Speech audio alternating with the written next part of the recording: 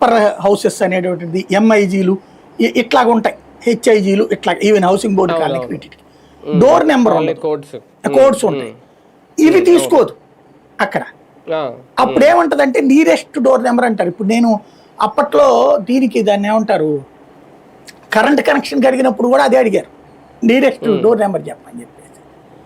Nearest door number అంటే ఎక్కడుంది మాకు, ఎక్కడో వాటర్ ట్యాంక్ దగ్గరలో ఉంటుంది అది.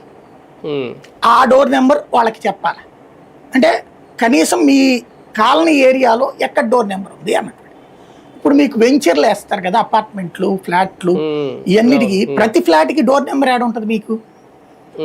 ఒకటే అపార్ట్మెంట్ మొత్తానికి ఒక డోర్ నెంబరే ఉంటుంది, ఒకటే డోర్ నెంబర్, ఫ్లాట్ నెంబర్స్ ఉంటాయి. మరి అప్పుడు అందరూ కలిపితే అని వస్తుందిగా, మనం ఇక్కడ తిడతాంగా. ఇప్పుడు అదేదో మార్చమంటున్నాం, ఏదో ఫ్లాట్కి కూడా ఇవ్వండి రా బాబు అంటున్నారు. మరి ఇస్తున్నారు లేదో తెలియదు నాకు.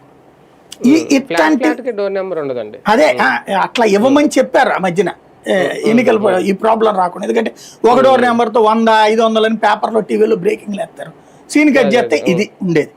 అట్లాగే ఇక్కడ కూడా నాకు అనిపిస్తున్న పాయింట్ ఏంటంటే, ఇట్లాంటి డోర్ నెంబర్ ఇష్యూ వచ్చి ఉండాలి నెంబర్ 1.